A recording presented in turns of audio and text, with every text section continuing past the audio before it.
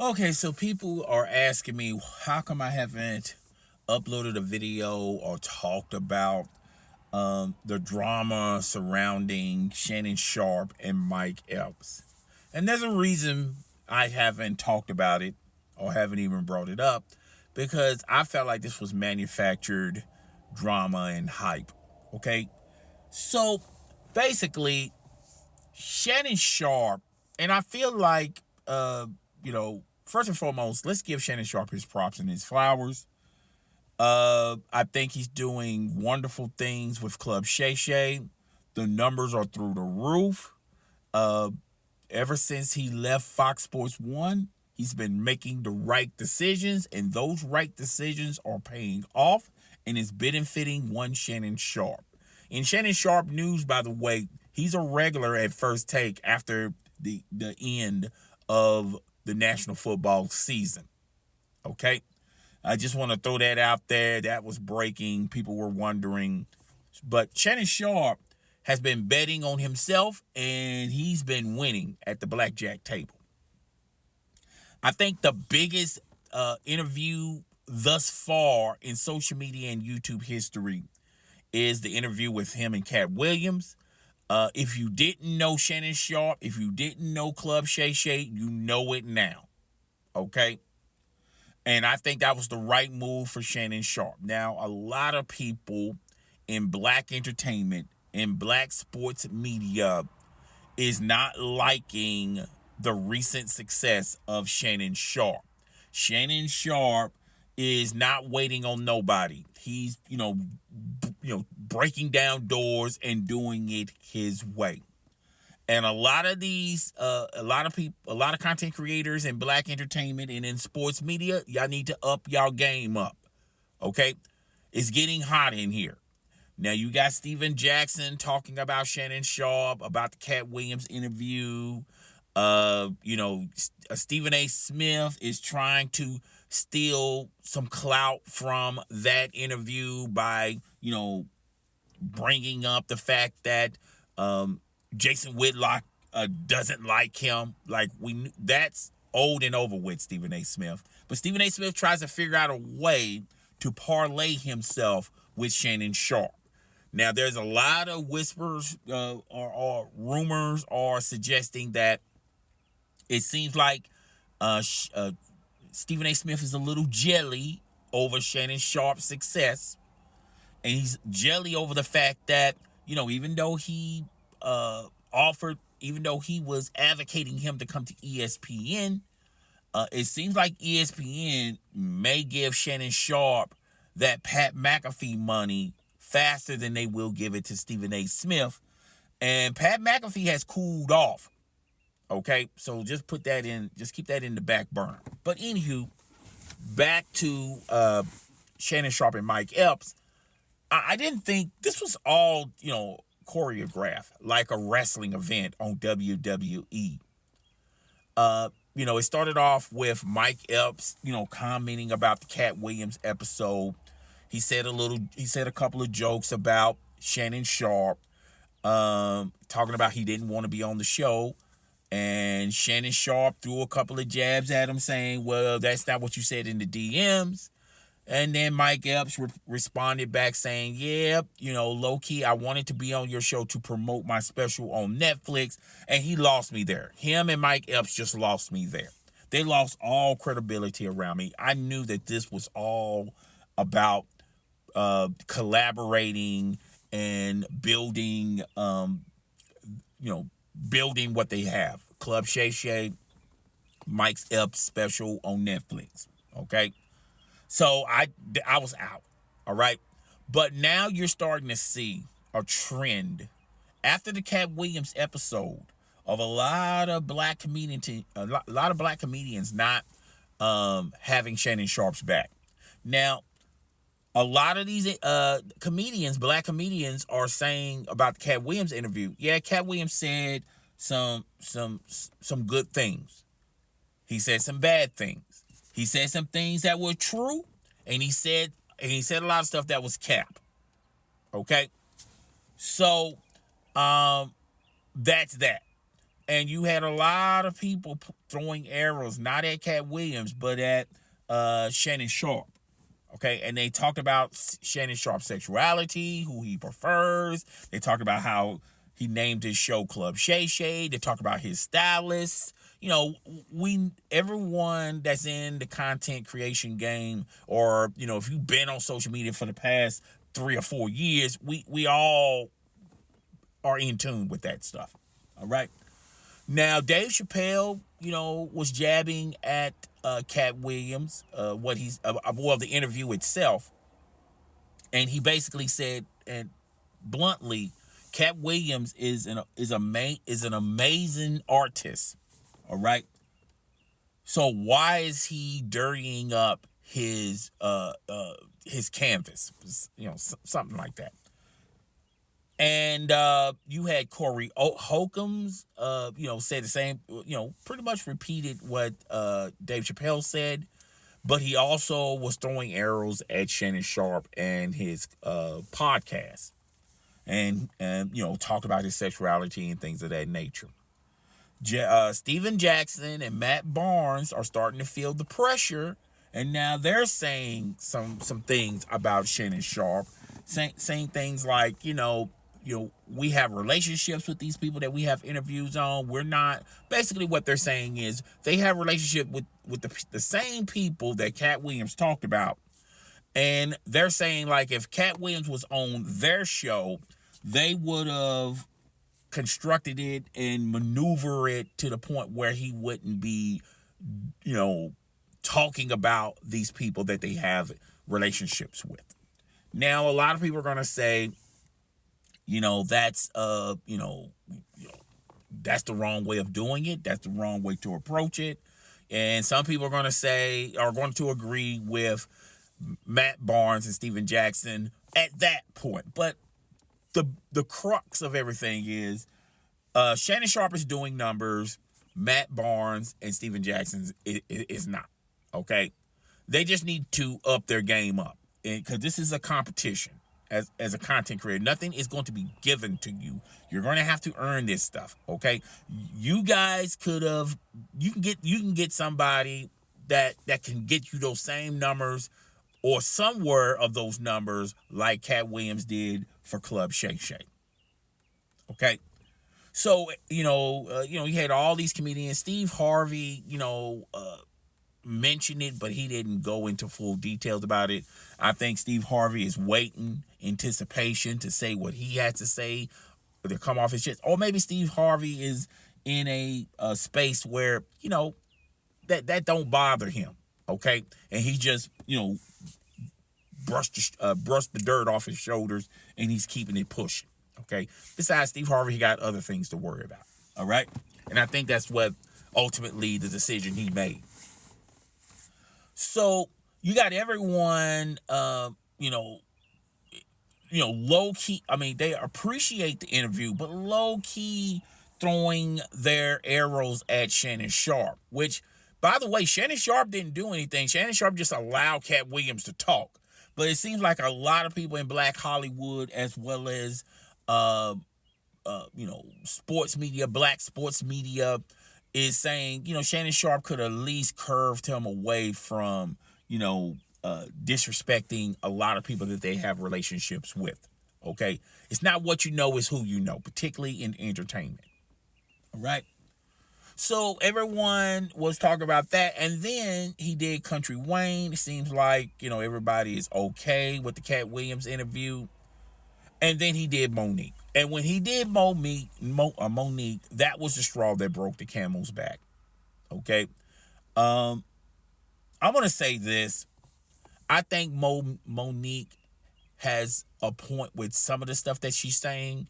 But overall, Monique is coming off as a bitter baby mama. Okay? You ever had a bitter baby mama like Britney Reynolds? She's a bitter baby mama because her baby daddy signed an extension with the NBA, and she's not going to get an ounce of that money. And hindsight being 2020, and if she had to do it all over again, she probably would have just been an NBA wife instead of trying to be this social media personality, this influencer. She's not smart enough to be a content creator. You know, she figured by just posting thirst traps and, you know, being in music videos and just doing the bare minimum that she's going to have a great career in social media. But like I always tell you guys, every summer is introduced with a new big booty chick. And Britney Reynolds is the past, okay? So many women have taken the mantle over Britney Reynolds. And now if you look at her in her the recent thing that she did, she was on a podcast. She was drunk and loud as I don't know what. And, you know, she sees the door slowly closing in front of her face. And she's not what she used to be. And now she's looking at it going like, wait a minute. If I would have just stayed with him, life would be good. And that's what Monique is. You know, I agree with a lot of things. Monique have said. But where me and her cross, you know, I have to look at her sideways is the Netflix deal. And she tried to low-key say Netflix is racist. They don't appreciate black people. And that's further from the truth. Even though she threw out the numbers with Dave Chappelle and how Netflix appreciates Dave Chappelle. And people seem to forget about this story. You know, Dave Chappelle was upset at the fact that he doesn't own the Chappelle show, and he really can't do anything because of that. Comedy Central owns Dave Chappelle, the Chappelle show. And he talked to the powers that be at Netflix, and he was real upset about that. And Netflix says, well, if this upsets you, then we will not do any business with having the Chappelle show on Netflix. And that's huge. Netflix didn't have to do that, by the way. But they appreciate Dave Chappelle, and they knew Dave Chappelle was worried about this. You know, they put Dave Chappelle first over the money. They could have still said, well, you know, hey, you know, Dave, I really do feel your pain, but, you know, we still want you to do something with us. We love you, but as far as our business relationship with Comedy Central and Viacom, you know, that's something separate. I understand, but no, Netflix didn't do that. And that's some powerful stuff. Netflix was never put in a position where they had to do it. They did it because they just love the effing fuck out of Dave Chappelle. And Dave Chappelle is making them money hand over barrel more than keeping old episodes of the Chappelle show. Okay? But Monique was low-key trying to say Netflix is racist. And they don't like women. And women can't, you know, make their money on Netflix, which is further from the truth. Netflix has invested a lot of money on minorities. More than any other streaming service or broadcast or anything like that. If you are talented, they're going to give you top dollar. If you can show them, hey, I'm bringing this X amount of people to Netflix. I'm bringing this type of audience to Netflix. It's going to do numbers for you guys. It's going to do numbers for me. And Cat Williams, I remember on a radio show where he was going back and forth with this female personality on the radio show. Obviously, she didn't like Cat Williams. She wasn't a Cat Williams fan. But Cat Williams even said it. You know, Netflix, they're not concerned about doing something because of what you did in the past. They're worried more so about what you can do for Netflix in the future. And I'm sorry, Monique at that time wasn't a huge draw. She just wasn't. And Monique was like a bitter baby mama. She didn't like D.L. Hughley because D.L. Hughley can still draw numbers. She was low-key hating Cat Williams, but Cat Williams can draw numbers. She talked about Kevin Hart, but Kevin Hart can draw numbers. Tyler Perry can draw numbers. Oprah Winfrey can draw numbers. You know? So it was a business decision, not nothing personal. She put her feelings in her motion thinking that they just hating to be hating. Now, the Tiffany Haddish point, I kind of agree with her on that. You know, I never known anyone that thought Tiffany Haddish was funny. I can't even recite a Tiffany Haddish joke. Okay? And I think Tiffany Haddish is an industry plant grown by Kevin Hart. I will co-sign with her on that. And ever since she has left the security and the arms of Kevin Hart, she's been struggling out here. Okay? So she's sort of right about Tiffany Haddish, but everything else is it gives you the vibe of a bitter baby mama. But Shannon Sharpe had her on there, and the same stuff that she was talking about 3 years ago, she brought it up again on Shannon Sharpe's. What was the purpose? But Shannon Sharpe thought, like, hey, if I did those numbers like Cat Williams, I can do the same numbers with Monique, and it's not working. It's just not working. Because we done heard these stories before, and she's been proven a liar over and over and over. But, you know, as far as this Mike Epps thing,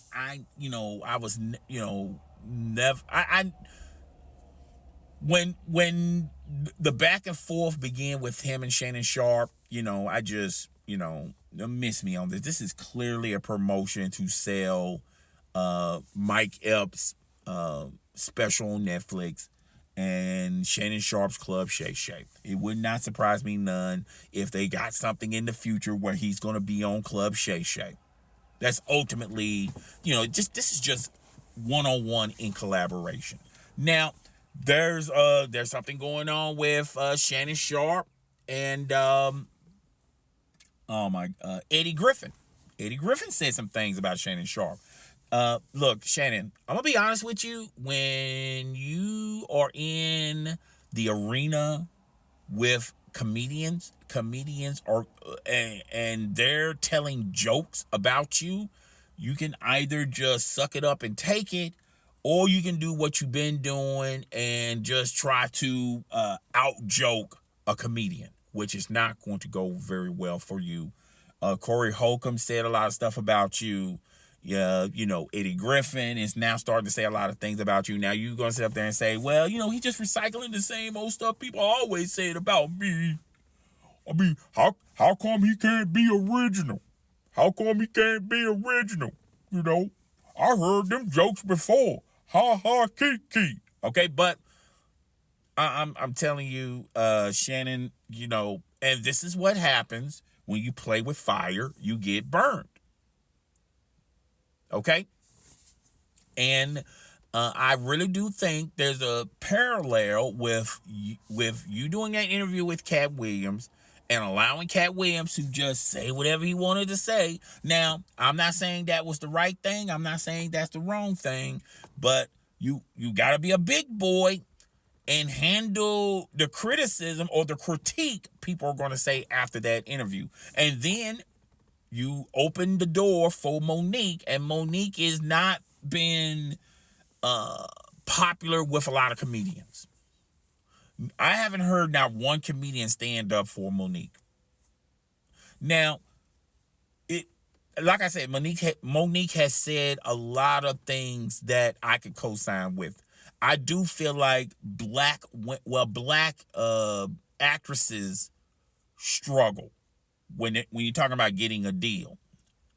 And someone told me that that's probably because, they don't draw well overseas. I could, I don't have any data in front of me to prove otherwise. But I remember, I forgot her name. I'm going to butcher her name. Tyra P. Henderson, not Tyrese. Oh, I'm sorry, I butchered your name. She was in Baby Boy. She's also in The Color Purple, and she had that outburst and a breakdown talking about the math ain't mathing, and Hollywood doesn't give her the same type of money like they do George Clooney or Brad Pitt or Kevin Hart or The Rock. Okay, you've never been demonstrated that big of a draw. Okay, there's a, I feel like Julie Robertson can probably, make similar money to what those guys the guys I just mentioned. Maybe not The Rock, maybe not Kevin Hart, but she can make some decent money. But a lot of people are saying that that's probably because, yeah, you're popular in the U.S. and you're popular in urban, black entertainment, but black entertainment is not a global thing. And I feel like that's on us if we want our movies, our actors, our actresses to make that big time money. Then we as the consumers, we as the fans, and yes, the directors, actors, actresses, y'all gotta put it in a hand too. Y'all got to show overseas that the movies we like can transcend to the movies to those movies can transcend overseas, because overseas movies, when they come over here, they blow up. Now it's probably because of the machine, and it's Hollywood putting the machine behind stuff that they like. Okay, but I always been a component of as and oh yeah, Denzel Washington can draw overseas. That's why he gets the money. Okay, he gets the money like Christian Bale. He gets the money like Brad Pitt. Okay, he gets the money. Okay, you have to show the studios that if we're giving you all this money, we're gonna get that money back and then some. Okay, but yeah, we have to start promoting ourselves. Quit worrying about Hollywood promoting us. Quit worrying about being at the Golden Globes awards, the Oscars. We have award shows ourselves, and a lot of those big name actors and actresses from Black Hollywood rarely attend those events or even talk about those events. So I'm kind of, with Monique on that. But there's a lot of stuff Monique says is just a bunch of cap. And, it is what it is. But that's why I didn't mention anything about this thing with Mike Epps and Shannon Sharpe, because I just thought this crap was just manufactured, and it is what it is. Okay. Done my 2 videos. I will see you guys next week. If something breaks, I will do a video. If not, I'll see you guys next week. I like to appreciate everyone that has been subscribing, watching the videos, and commenting and sharing it with your friends, family, and followers. I will talk to you guys later. Deuces.